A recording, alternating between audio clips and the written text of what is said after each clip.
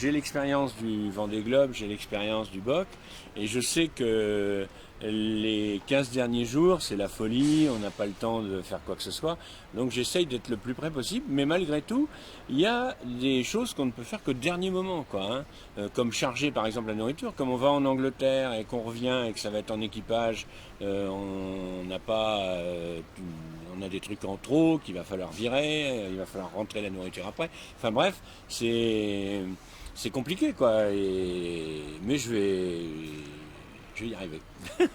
C'est l'expérience aussi qui parle. Vous parliez justement des Vendée Globe, des BOC, etc. Ce qui n'est pas forcément le cas de tous les autres skippers ici. Vous paraissez être tellement au-dessus en termes de palmarès et de compétition. Oui, mais je suis aussi au-dessus au niveau âge. Et j'aimerais bien à ce niveau-là être en dessous. Bah oui, moi j'ai suivi cette course, j'avais 23 ans, j'étais excité total. J'ai évidemment acheté les bouquins et les parimages de Moitessier qui annoncent qu'il continue, etc. Euh, bon, je l'ai compris dans sa philosophie à lui. Moi, c'est pas quelque chose que j'aurais fait, mais chacun, chacun ses goûts. Moi, je suis plus un matheux qu'un philosophe. Mais je vais quand même essayer d'écrire mon troisième bouquin pendant mes petites vacances là, de 8 mois. Ouais. Et on va voir. Bon, vous n'êtes peut-être pas un philosophe, mais ce qui vous a pas empêché d'adhérer justement à cette nouvelle course. Ça s'est passé comment on vient vous chercher, c'est vous qui vous présentez, vous êtes vraiment dans le style de toute façon aventurier. Ah ben moi, j'avais décidé après le dernier Vendée Globe de ne plus faire le Vendée Globe et de ne plus tourner autour du monde dans le bon sens. Après, je me suis mis dans la tête d'établir un record en sens inverse. C'était en 2004. C'était en 2004, qui à ma grande surprise tient toujours puisque maintenant il a 14 ans. Et, et donc, après, je m'étais dit, ça y est, basta, terminé. Justement, je m'étais un peu plus lancé dans des activités musicales. Et puis, un copain qui va faire la route du Rhum sur mon ancien bateau m'envoie un mail un jour en 2015, au mois de mai. Et il m'envoie un mail avec un lien. Il me dit, regarde ça, ça c'est pour toi. Alors j'ouvre ça, je vois Golden Globe Race, je me dis qu'est-ce que c'est que ça, 50 ans du Golden Globe, je me dis mais bien sûr, pourquoi j'y ai pas pensé avant quoi, hein.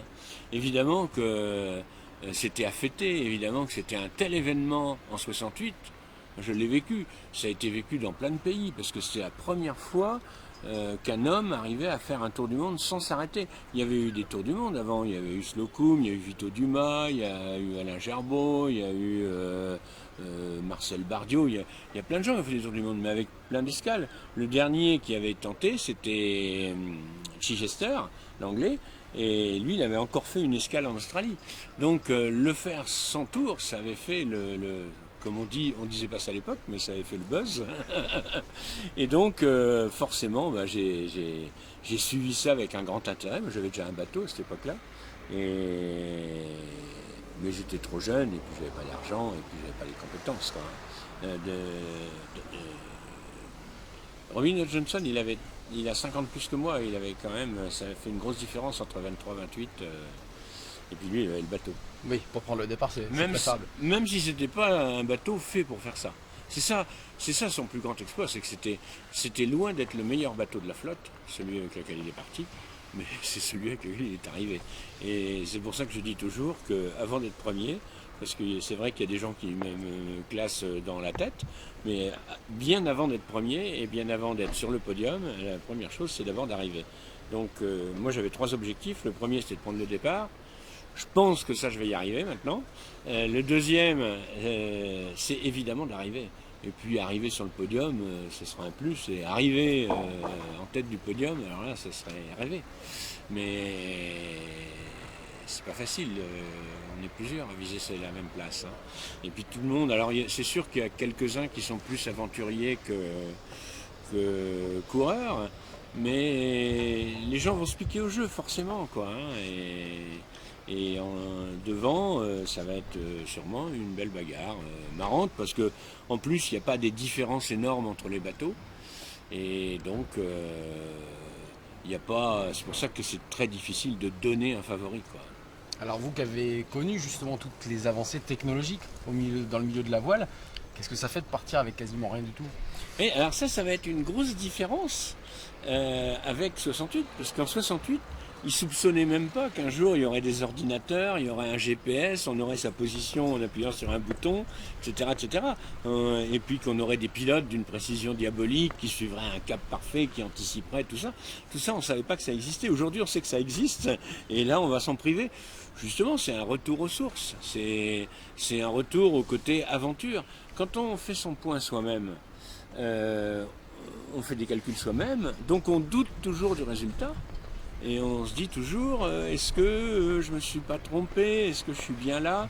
Et je peux vous dire que quand on voit la côte, on sait qu'on va la voir le lendemain, mais la veille, on regarde quand même au cas où on serait trompé et au cas où on aurait peut-être un peu d'avance, quoi, hein.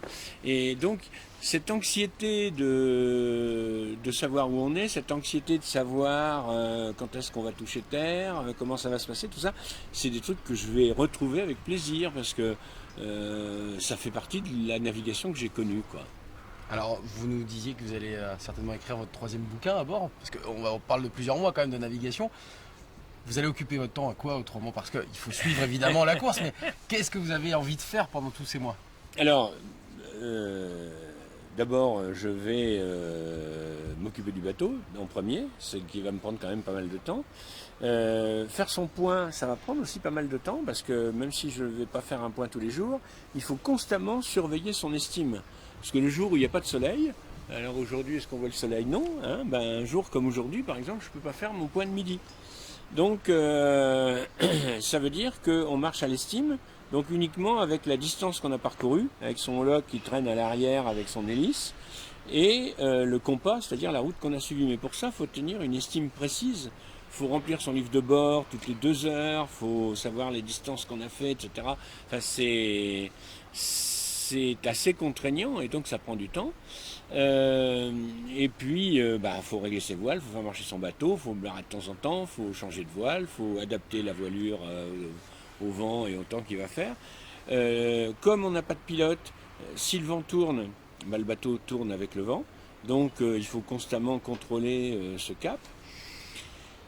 Et tout ça, ça fait que on va être occupé. Alors, moi-même dans mon tour du monde à l'envers, où j'ai mis 122 jours, je m'étais dit, je vais écrire le bouquin pendant mon tour.